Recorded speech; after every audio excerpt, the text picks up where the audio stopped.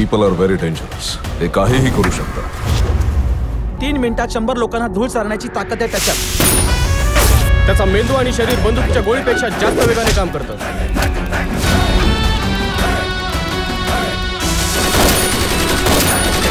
इथं सरकारी यांची घरही काय निघालंय, तरी असली अंथरुण सुटाना. 35 गावच्या जमिनी आणि 2000 एकराचं जंगल राख करून टाकालेत ती.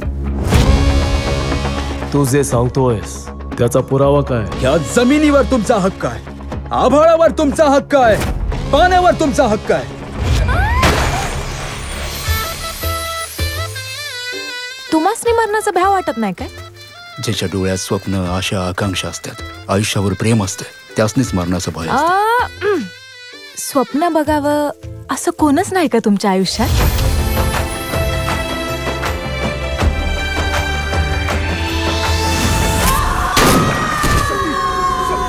नुसत्या तत्वांच्या बाता मारून गोर गरिबांचा जीव घेणाऱ्या या लांडग्यांसमोर हात जोडायलास?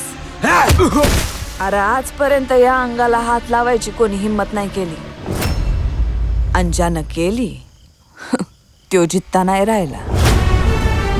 बाईच्या चारित्र्यावर कुणी घाला घातला की योग्य अयोग्य हा विषयच नसतो.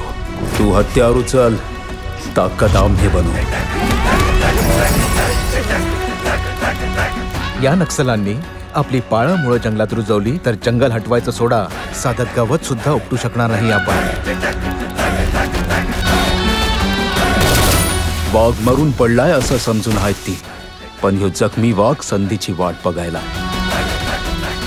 1000 गोळ्या झेलू शकणारी छाती आहे ही. माझ्या चितड्या करील अशी गोळी या बंदुकीत आहे का? No advice, no sacrifice and no compromise.